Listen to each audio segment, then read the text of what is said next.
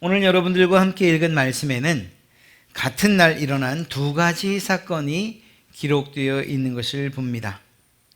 예수님은 무서움과 두려움에 떠는 한 여인에게 있었던 작은 믿음을, 감추고 싶은 그 믿음을 공개적으로 증언할 수 있는 기회를 제공하시고 그 일을 통해서 그 믿음의 성장을 갖고 오게 하셨습니다.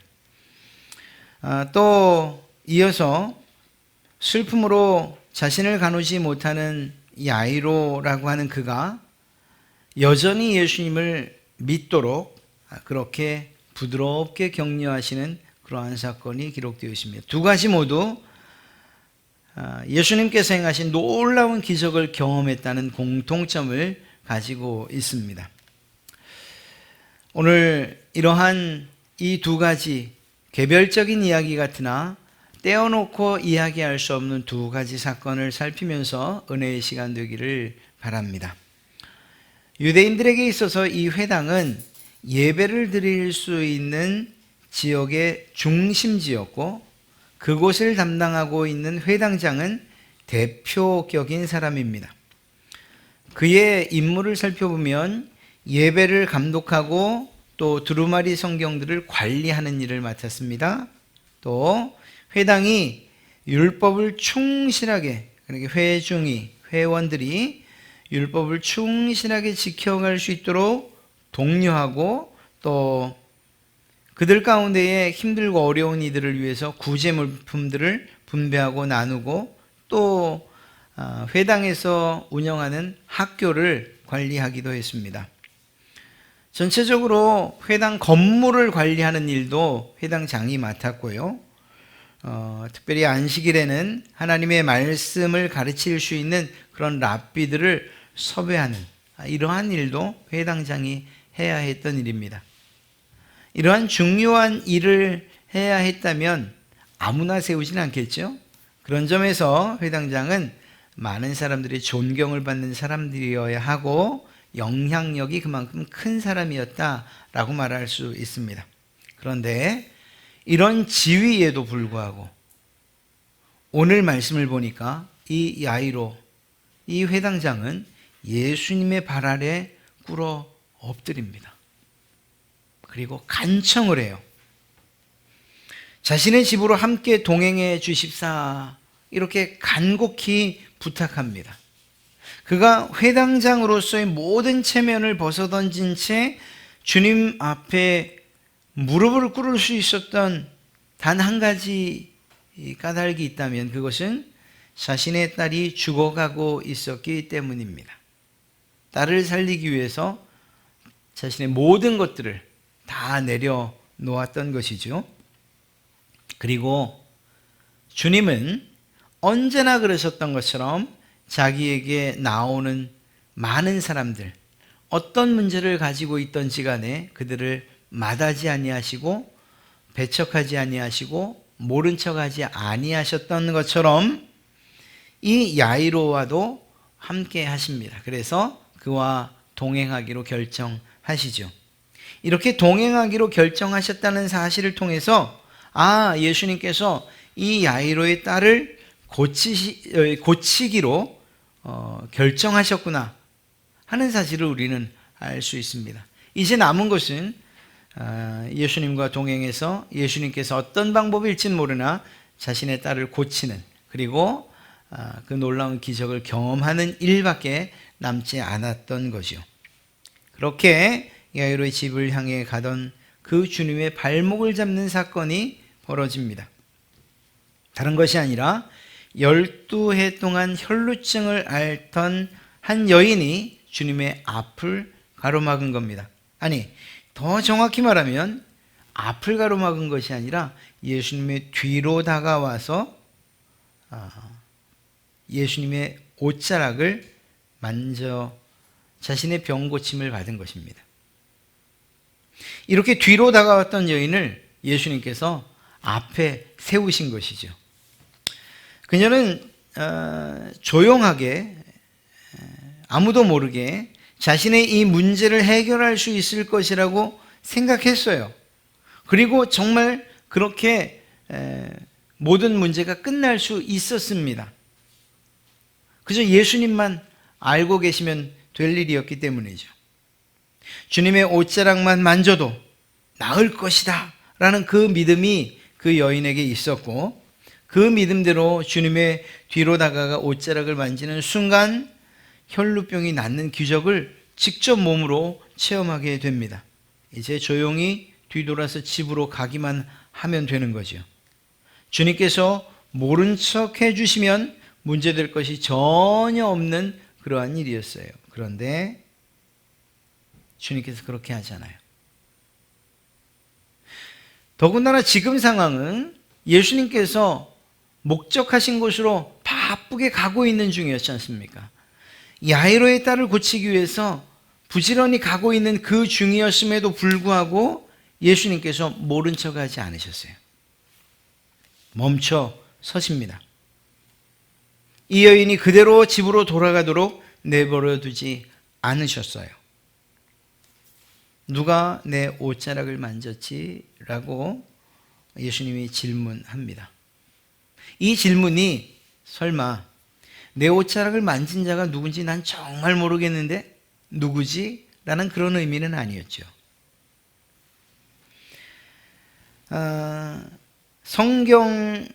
예수님의 이러한 뜻을 모르는 야이로나 제자들 그리고 그 군중들은 매우 어리둥절했을 것입니다.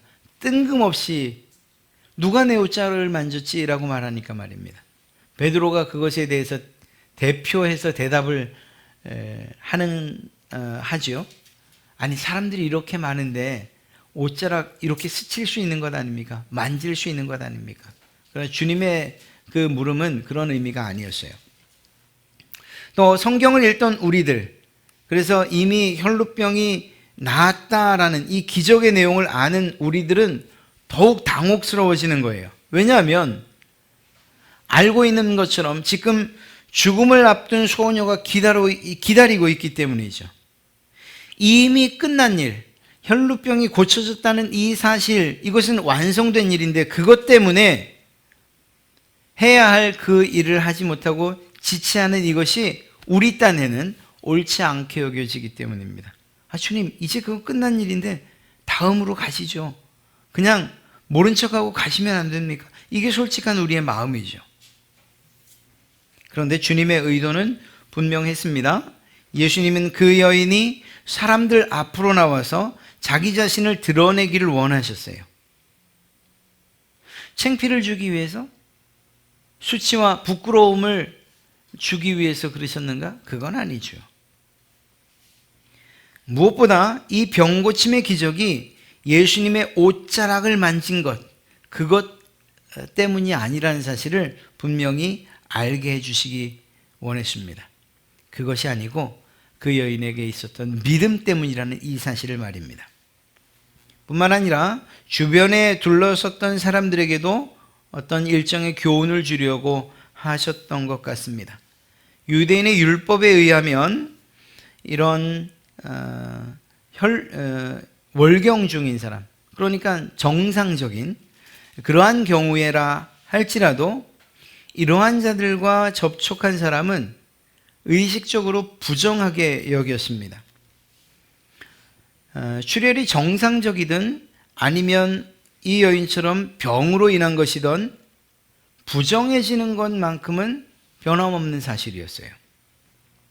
유대인 남자들은 그래서 이러한 부정으로부터 자기를 보호하기 위해서 여인들을 만지거나 혹은 말을 걸거나 심지어는 쳐다보는 것조차도 피했습니다. 그런 상황 가운데 있다는 걸 알면 말입니다. 그런데 예수님은 이런 유대 남자들과 달리 많은 사람들이 지켜보는 가운데에서 이 부정한 여인이 자신을 만졌다라고 선언하신 거예요. 이렇게 부정한 사람이 자신을 만지면 그도 부정해진다는 것을 예수님이 모를 리 없는데 그렇게 말씀하신 거예요. 그리고 그를 고쳐주기까지 하신 것입니다. 여러분, 이 일을 통해서 우리가 알 수 있는 것이 무엇일까요? 예수님의 관심이 어디에 있는가 하는 걸 알 수 있는 거예요. 예수님은 그의 그녀의 병에 관심이 있었던 것이 아니에요. 그가 부정한가 그렇지 않은가에 관심이 있었던 것이 아니에요. 그 여인 자체에 관심이 있었어요. 주님은 이 고통을 당하는 이 여인 역시 하나님의 창조물로서, 하나님의 자녀로서 관심과 존중을 받아야 할 그러한 자라는 사실을 모든 사람들에게 인식시켜 주고 싶으셨던 것입니다. 무엇보다 이 예수님은 이 여인이 자신을 공개하고 육체적인 질병의 치료 이상의 것, 그것을 받아야 할 필요가 있다는 사실을 아셨는데, 그것은 영적인 면에 있어서도 치유되기를, 그래서 평안함을 얻기를 원하셨던 것입니다. 또 표면적으로는 이 여인이 이젠 완전히 나았다라는 이 사실을 공개적으로 선언하셨던 거예요. 그래서 이 여인이 사회 안에서 정상적인 관계, 그리고 예배에도 참여할 수 있는, 이런 예배 회복까지 할 수 있는, 이렇게 예수님께서 사랑과 배려를 나타내 보이신 것입니다. 예수님의 뒤로 몰래 다가왔던 이 여인은 이젠 주님 앞에 섰습니다. 그리고 그분 앞에 엎드립니다. 자신의 처지와 상황, 지금 일어난 이 놀라운 일들을 모두 이야기합니다. 그 이야기를 듣는 중간에 어떤 사람들은 저 부정한 여인이 나를 만졌으니 나도 부정해졌겠구나 라고 이렇게 생각하며 분을 품은 자들도 혹여 있었을지 모르겠어요. 그런데 주님은 그녀에게 이렇게 말씀하십니다.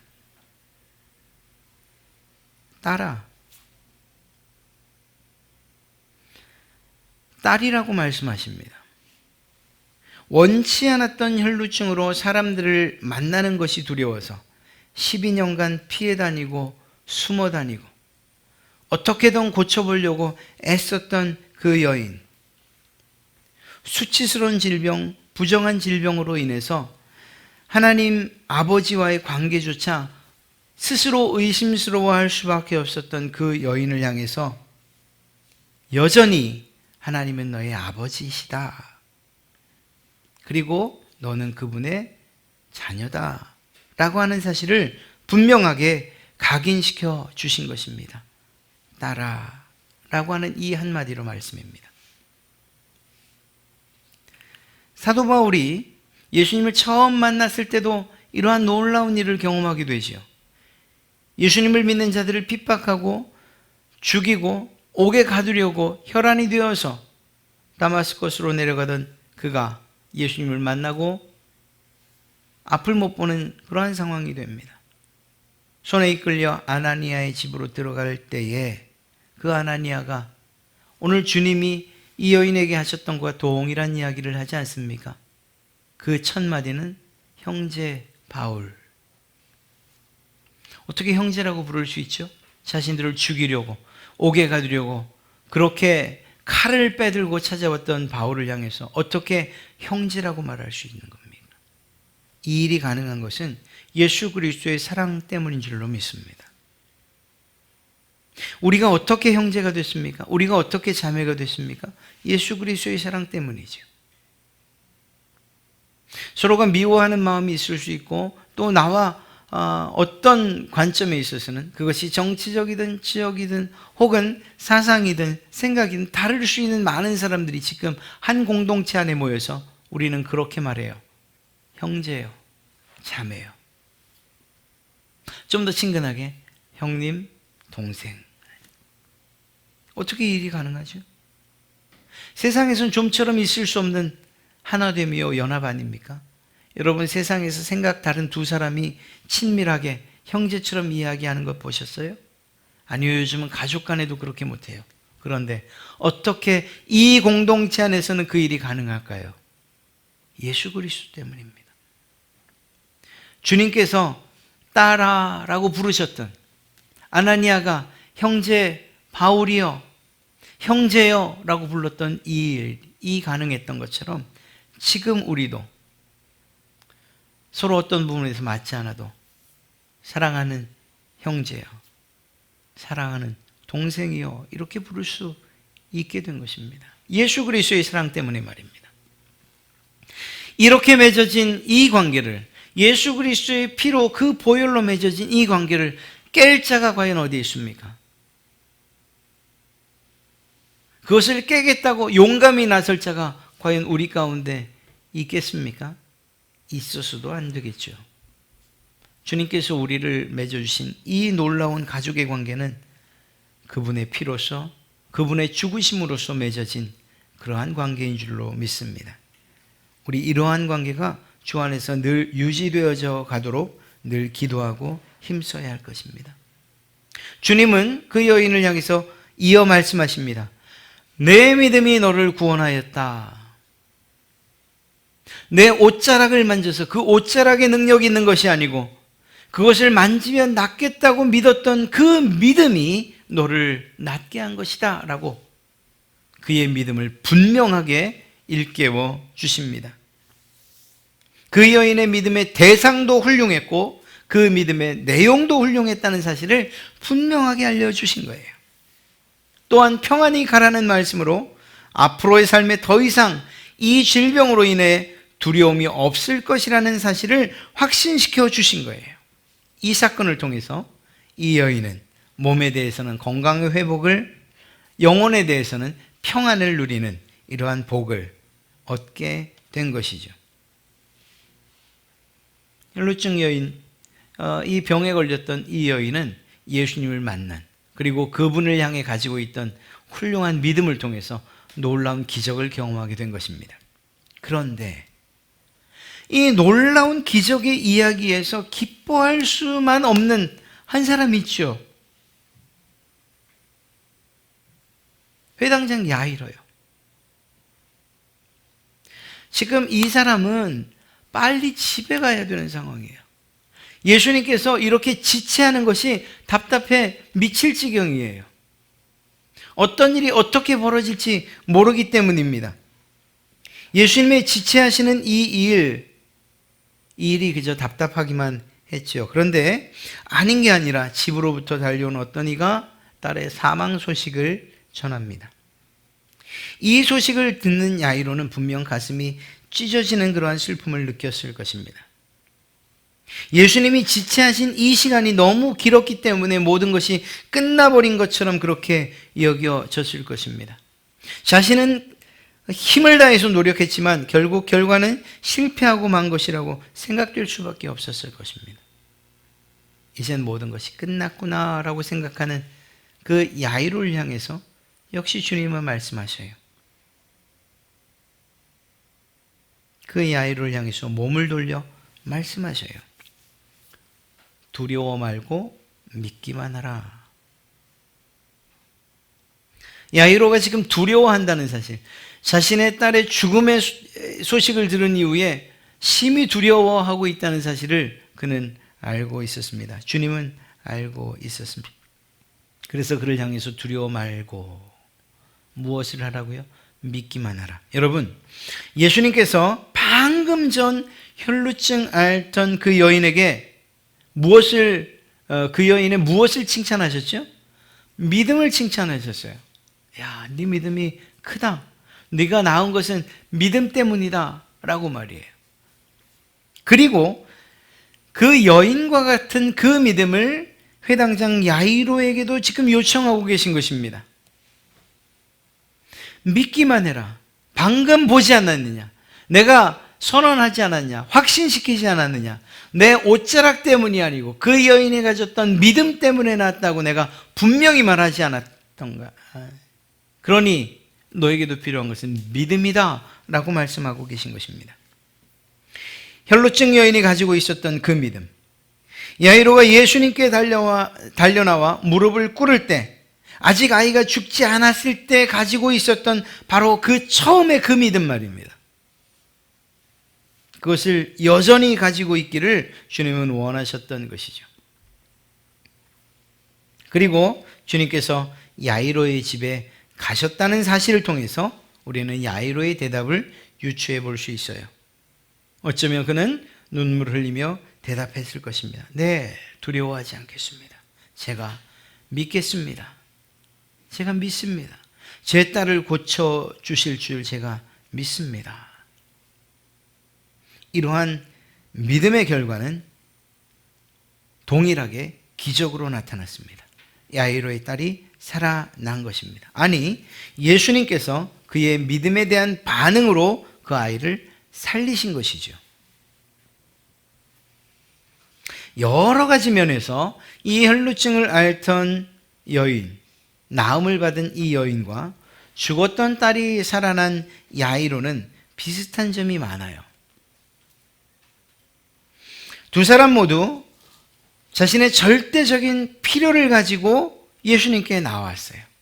한 사람은 12년 동안 고치지 못했던 혈루증을 가지고, 한 사람은 12살 된 자신의 딸의 위급함을 가지고, 이러한 절대적인 필요를 가지고 주님 앞에 나왔어요. 그리고 둘 다 그분의 발 앞에 무릎을 꿇었어요. 절대적으로 예수 그리스도를 믿는다는, 그리고 순종하겠다는 그러한 의지의 표현인 것이죠. 비록 한 사람은 강제적이긴 했지만 두 사람 모두 자신의 문제를 타인 앞에 공개합니다. 야이로는 자신의 소원을 아뢰면서, 여인은 지금 자신에게 일어난 이 일을 진술하면서 자기에게 있던 문제가 무엇인지를 공개했어요. 또한 두 사람은 예수님에게 믿음을 요구받았습니다. 동일하게. 이 믿음은 문제 해결에 있어서의 가장 중요한 요소이자 가장 첫 번 단계이기 때문입니다. 그리고 동일하게 두 사람은 기적을 경험합니다. 여러분, 이 두 사람만 같겠습니까? 우리도 마찬가지 아니겠어요? 우리가 우리의 삶 가운데서 주님께서 베푸시는 기적을 경험하고 싶다면 이러한 이들에게 있었던 이 공통점을 우리는 그대로 따라서 마치 공식처럼 그렇게 우리의 삶에 적용시키면 되지 않겠습니까? 여러분에게 정말 절대적인 어떤 필요가 있으십니까? 주님 아니시면 해결하실 수 없다고 생각되는 이러한 문제가 있으십니까? 그러면 그 문제를 가지고 주님 앞에 나와 그분의 발 앞에 무릎을 꿇으십시오. 또한 주님께서 요구하시는 바대로 믿음을 예수 그리스도 앞에 나타내 보이십시오. 그리고 그 믿음을 고백하십시오. 때로는 숨겨질 수도 있으나, 그러나 때로는 우리의 유익과 타인의 유익을 위해서 우리의 문제가 공개되는 것을 두려워하지 마십시오. 오히려 그것을 통해서 더 큰 은혜를 우리는 경험하게 될 것이기 때문입니다. 우리의 믿음을 나타내 보일 때 이들이 경험했던 이 기적이 여러분들의 기적이 될 줄로 믿습니다. 물론 다른 점들도 이들에게 있었어요. 한 사람은 남자였습니다. 한 사람은 여인이었어요. 남자와 여자라는 것이 그렇게 차이가 있겠는가?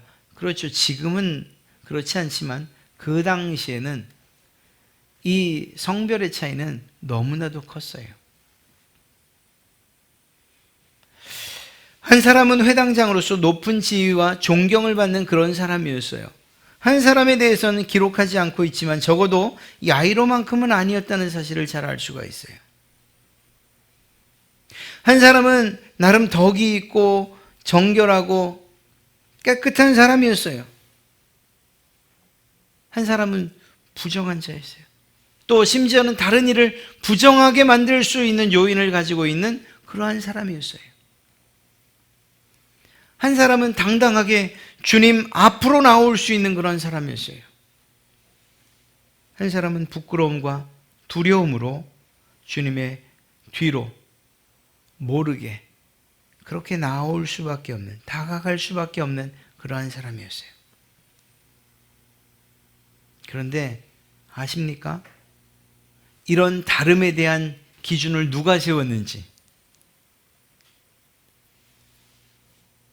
바로 군중, 제자, 그리고 우리들이에요. 우리들. 지금 우리들이 이 여인과 이 남자가 어떻게 다른지를 우리들이 지금 나누고 있는 거예요.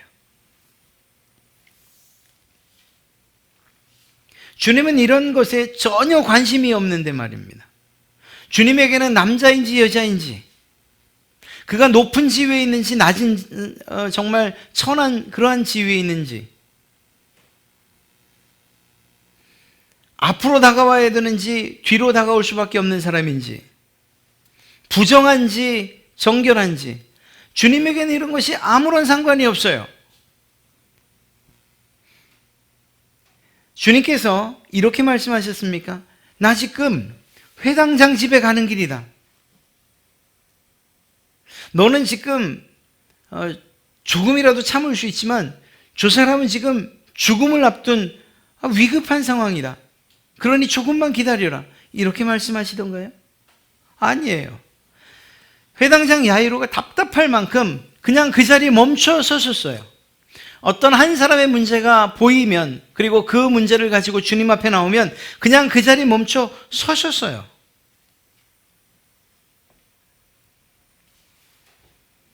그 아이가 죽을 지경이니 그 아이 먼저 살리고 내가 다시 오마, 이렇게 말씀하지 않으셨다고요.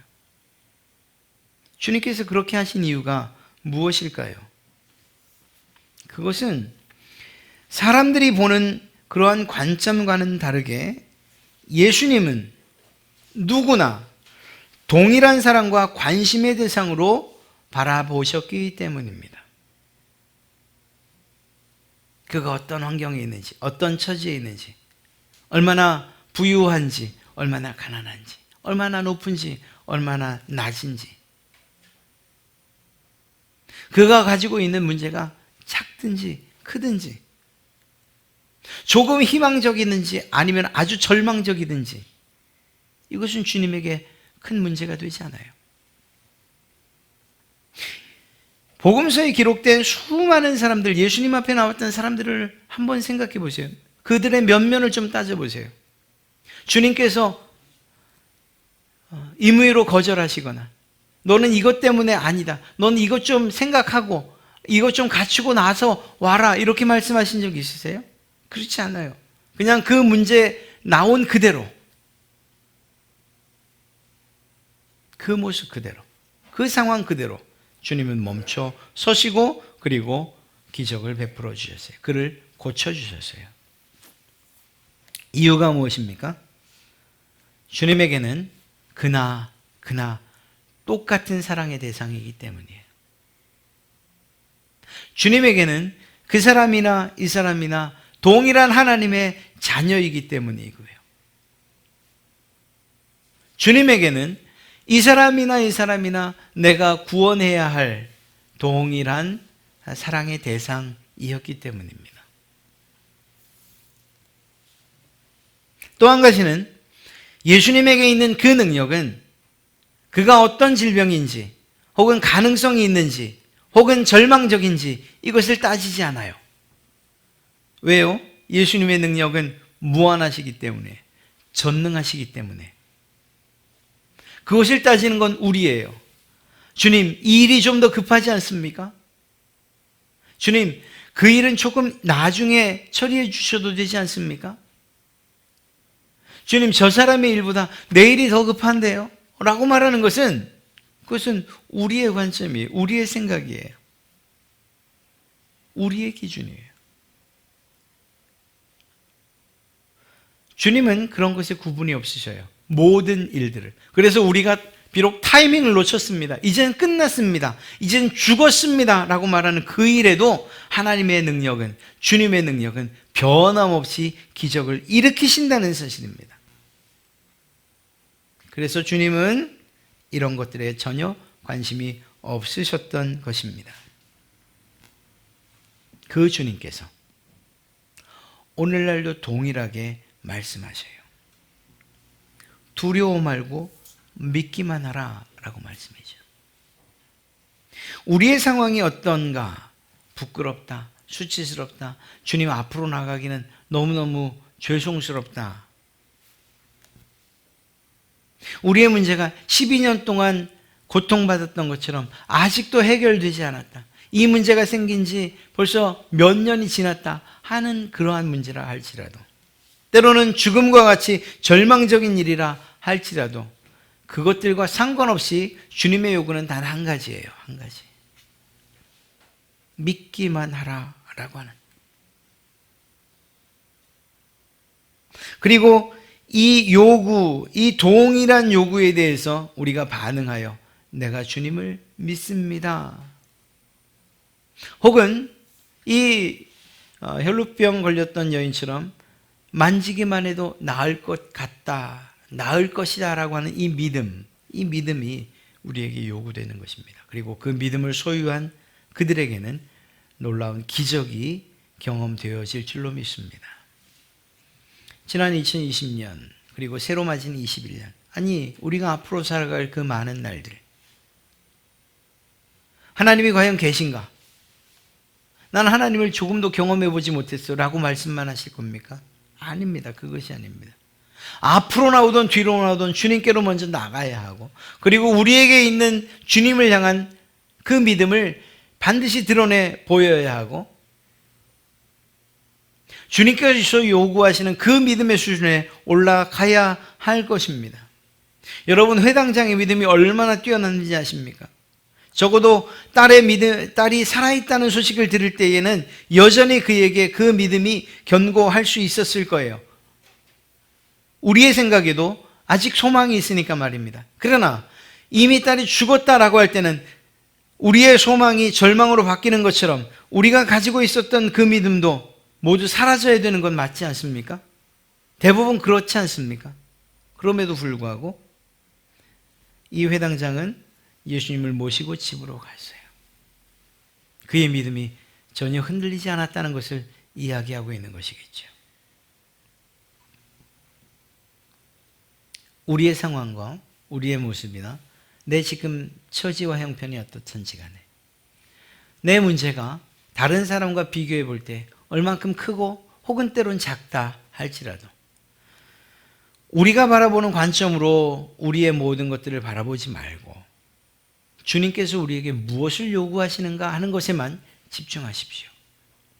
주님께서 우리에게 믿음을 요구하고 계신다면 주님께서 요구하시는 합당한 믿음을 우리는 드러내 보이고 또한 주님 앞에 우리의 믿음을 고백해야 할 줄로 믿습니다. 그때 우리가 우리는 기적을 경험할 수 있게 될 것이기 때문입니다. 사랑하는 성도 여러분, 2021년 주님께서 기뻐하시는 그러한 믿음으로 우리의 문제들을 고백하시고 그 믿음을 가지고 이 문제를 해결해 가시며 주님의 기적을 경험하시는 그러한 여러분 되시길 주님의 이름으로 축복합니다. 우리의 눈이 아니라 하나님의 눈으로, 주의 눈으로 우리의 것들을 그리고 다른 이들을 바라보십시오. 기도만이 해답이고 믿음의 기도만이 정답이라는 사실을 우리는 볼 수 있게 될 것입니다. 주님께서 베푸시는 놀라운 기적들로 이 기적을 충분하게 풍성하게 경험하시는 그러한 여러분 되시기를 주님의 이름으로 축복합니다.